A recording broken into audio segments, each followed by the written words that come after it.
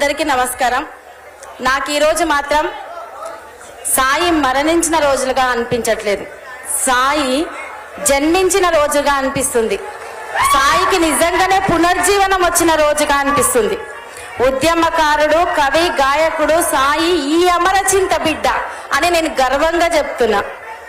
దాదాపు మీరంతా సాయి కోసం అన్న ఒక్క 2 నిమిషాలన్నా మీకే కృతజ్ఞతలు తెలియజేస్తున్నా. మీరంతా సాయి కోసం విగ్రహం ఏర్పాటు చేద్దామన్నప్పుడు దాదాపు 1 నెల రోజులుగా సాయి మా బిడ్డ, మా కొడుకు, మా మనిషి అని చెప్పి నాకు అడుగడుగున సహకరించినందుకు ప్రతి ఒక్కరికి కృతజ్ఞత తెలియజేస్తున్నాను. సాయికి ఎక్కడున్నా మీ సహకారంతో ఈరోజు విగ్రహం ఏర్పాటు చేసుకున్నందుకు సాయి శాంతిస్తాడు. ఒక ప్రేమించిన మనిషి దూరం అవుతుంది, ఆ బాధ ఎట్లుంటుందో, ఆ నరకం ఎట్లుంటుందో మాటలో చెప్పలేము. అది అనుభవిస్తే కానీ తెలియంది. ఆ అనుభవం ఎవ్వరికీ ఉండొద్దని నేను మనసు కోరుకుంటున్నా. అయితే సాయి తదనంతరం నువ్వు బాధపడకక్క, మేము మీ అన్నలుగా, తమ్ముళ్ళుగా మిమ్మల్ని ధైర్యంగా ముందుకు నడిపిస్తామని చెప్పి నాకు నడిపించిన ఎంతో మంది, ప్రోత్సాహాన్ని అందించిన వాళ్ళు ఎంతో మంది ఉన్నారు. వాళ్ళందరికీ కూడా కృతజ్ఞతలు. మీ అందరి ప్రేమాభిమానాల్ని సాయి మీద ఉంచి సాయి ఆశయ సాధనలో నన్ను నడిపిస్తున్నందుకు నేను చేతులెచ్చి జోడిస్తున్నాను. నేను ఈ అమరచింత వాసిని, ఈ అమరచింత బిడ్డనని చెప్తున్నా, ఈ అమరచింత బిడ్డనని గర్వంగా చెప్పుకుంటున్నా. అయితే సాయి తర్వాత నాకు అడుగడుగు నా ప్రతి దారిలో నువ్వు నడువు బిడ్డ, నేనున్నానని చెప్పేసి సొంత అన్నలా సహకరించిన హరీష్ అన్నకు ప్రత్యేకంగా ధన్యవాదాలు తెలియజేసుకుంటున్నా. ఈ రోజు హరీష్ అన్న అమరచింతకు వచ్చినందుకు అది విగ్రహం అయినప్పటికీ కూడా మా అన్న నా కోసం నా ఊరికి వచ్చిండని సాయి చంద్ ఖచ్చితంగా కన్నీళ్లు పెట్టుంటదో, అది ఆనంద బాష్పాలతో కన్నీళ్లు పెట్టుంటాడు. ఎందుకంటే కన్నీరు ఎక్కడుంటే తన్నీరు అక్కడ ఉంటాడు.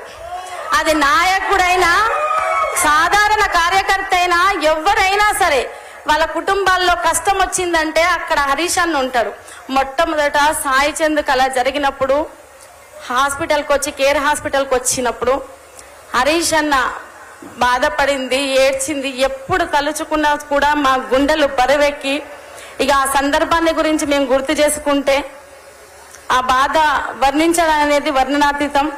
అది ఎప్పటికీ మేము మర్చిపోలేము. ఆ విషాదం అనేది మా జీవితాల్లో మాకు సహకరించిన, మొదటి నుంచి కూడా మాకు సహకరిస్తున్న ఒక పెద్ద దిక్కులా ఉన్న కేసీఆర్ గారికి, కేటీఆర్ అన్నకి, మరియు మిగతా మంత్రులందరికీ, మిగతా ప్రజాప్రతినిధులందరికీ, ముఖ్యంగా సాయి చంద్ చనిపోయినప్పటి నుంచి ఈ రోజు వరకు నాకు సహకరించిన ప్రతి ఒక్కరికి పేరు పేరున.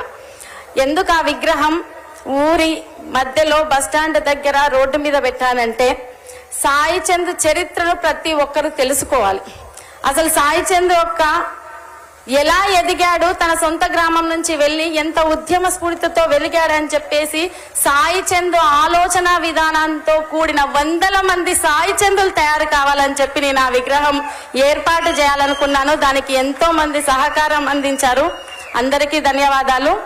ఇక్కడ నాకు సహకారం అందించిన మీడియా మిత్రులకు, కళాకారులకు, ఈ గ్రామంలో ఉన్న ప్రతి ఒక్కరికి, తెలంగాణ వ్యాప్తంగా సాయిని అభిమానించి నన్ను ప్రోత్సహిస్తూ నన్ను ముందుకు నడిపిస్తున్న ప్రతి ఒక్కరికి పేరు పేరున ధన్యవాదాలు తెలియజేస్తున్నాను.